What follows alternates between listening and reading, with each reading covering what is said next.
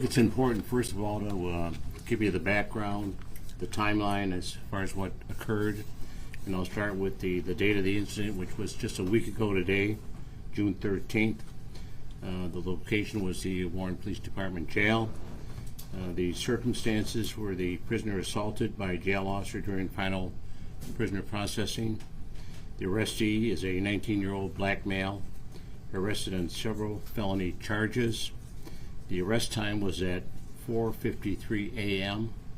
The booking process completed at the Warren Police Department's jail was 6:03 a.m. The jail officer takes custody of the arrestee, and you'll see this all on the video. At 6:06 a.m., the jail officer delivered first strike to the arrestee at 6:08 and 37 seconds. Two other officers responded and intervened at 6:08 and 43 seconds, a mere 6 seconds after seeing the first strike. 6 seconds. The prisoner entered the holding cell at 6:09 and 22 seconds a.m. The time elapsed from the first strike to holding cell was 45 seconds. Now, the timeline of the reporting and administrative response to the incident. Supervisors informed of possible misconduct at 7:15 a.m. The supervisor notified police administration at 8 a.m. Internal affairs investigation was initiated at 8:10 a.m. Officer placed on administrative leave at 9 o'clock a.m.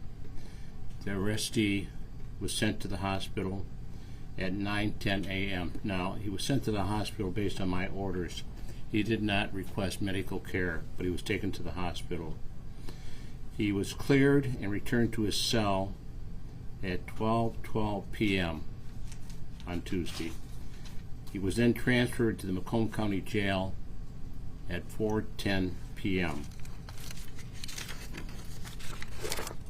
Now, the reason we are here today is to be transparent and to inform the public that acts of misconduct by members of the Warren Police Department will not be tolerated. In this particular case, we are talking about a short, less than 1 minute in length, and unexpected act of misconduct was committed by a Warren police officer. All acts of police misconduct merits a review and response. I want to start out by saying that the Warren Police Department has not received a citizen's complaint regarding this incident. My administration self-initiated this investigation. The footage you are about to see is sad and it's upsetting to every member of this department. This is not what we do, this is not who we are, and this is not what the men and women of this department stand for when they are put on a uniform. The goal is to be open with the public and show that this officer's actions were reported immediately by his fellow officers as being out of line by his fellow officers. What you're about to see is a video in the fingerprinting room at the Warren Jail. In the video, the jail officer and prisoner are the only two persons in the room. In the fingerprinting room, the prisoner and officer are exchanging word. And you'll note that there's no audio in the print room which captured these, no comments were made. Also, if asked, and we'll let that go, the officer was not wearing a body camera, which is a policy violation. The video without question shows that this officer strikes the prisoner and takes him to the ground. Once on the ground, the officer delivers additional punches to the prisoner and slams his head into the ground. As we will all see from the video, this incident happened very quickly, and was over in a matter of seconds. It didn't last minutes. The video will also show how quickly the two officers responded and intervened. One of the officers reported saying, "That's enough, that's enough," as he worked to de-escalate the overall situation. The officer's actions were not at all justified. This officer's actions were not at all justified. the actions of this officer are not consistent with our training, our policy, or standards of professionalism we hold ourselves to.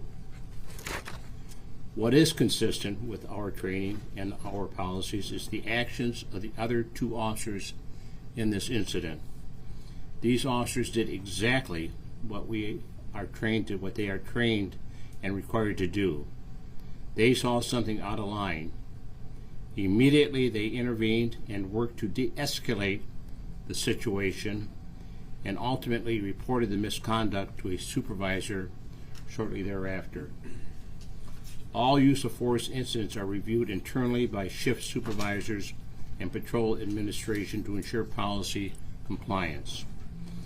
A key component of this review is watching video footage of the incident which was done in this case. After a supervisory review, I immediately placed the officer on administrative leave and initiated an internal affairs investigation into this matter. It is important to note that the prisoner did not request medical attention. The department wanted to ensure the prisoner's health and well-being, so we sent the prisoner to the hospital to make sure there was no serious injuries. What's also important to note is that we received no complaints from the prisoner regarding the officer's actions, no complaints. This department proactively responded to and addressed the incident due to the seriousness nature of it. Ultimately, Macomb County Prosecutor's Office, Mr. Lucido, reviewed the incident and charged the officer with 1 assault and battery, 1 officer willfully neglecting of duty, which is a 1-year misdemeanor. The officer, as you know, was arraigned at the 37th District Court and given a $5,000 personal bond. His next court is to be set. Now, of course, the officer is entitled to due process and, like anybody else, like anybody charged with a crime, is presumed innocent until proven guilty.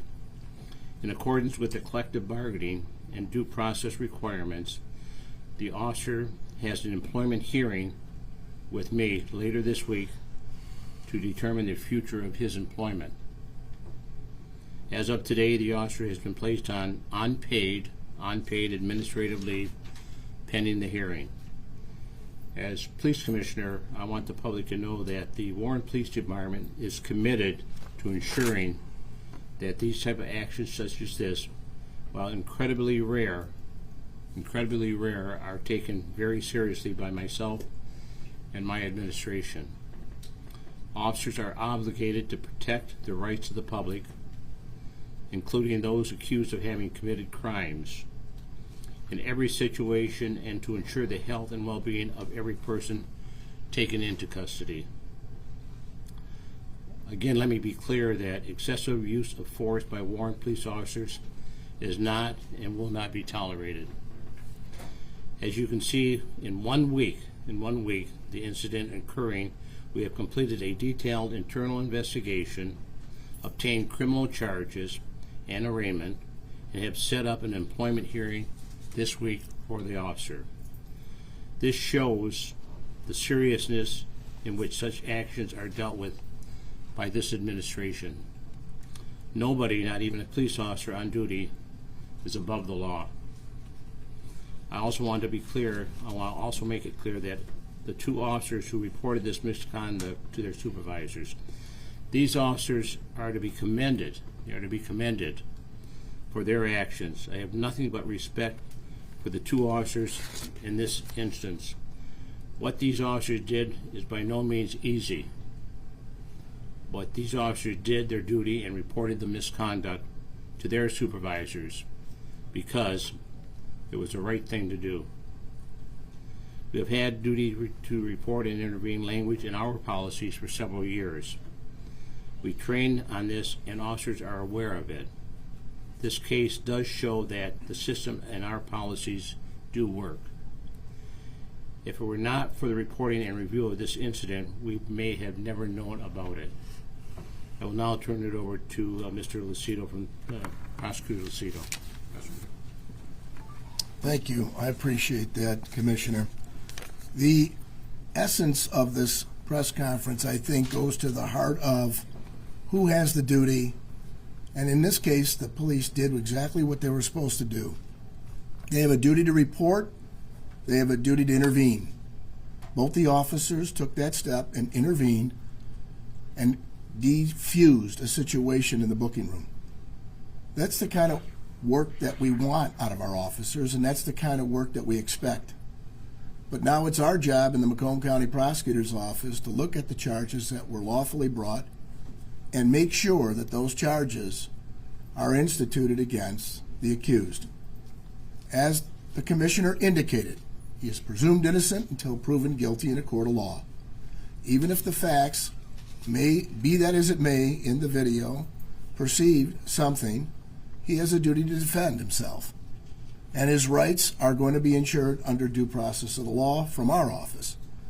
But this is exactly what the public expects. They expect somebody to get out in front of it, don't cover it up, bring it to the attention, and make sure that they're heard loud and clear. This is unacceptable and not tolerable. And as a result, I appreciate and respect the duty of those officers to do what they did. It took courage. It took courage to do what they did. And I would expect this from all of the law enforcement, not only in this county, but throughout this country. Thank you for your time. And I'll turn it back over to the Commissioner. Thank you, Mr. Lucido. We're going to now show the video, and we'll run through it a couple times. Then Mr. Lucido and myself will respond to any questions that you have. So with that, digital of that or no? Yeah, we can send it. Okay, I just want to make sure. Okay. So we're going to show the video, and we'll do it a couple times so you get a good idea exactly what happened. There is no audio, so I was wondering. Thank you. There's no audio. You said that.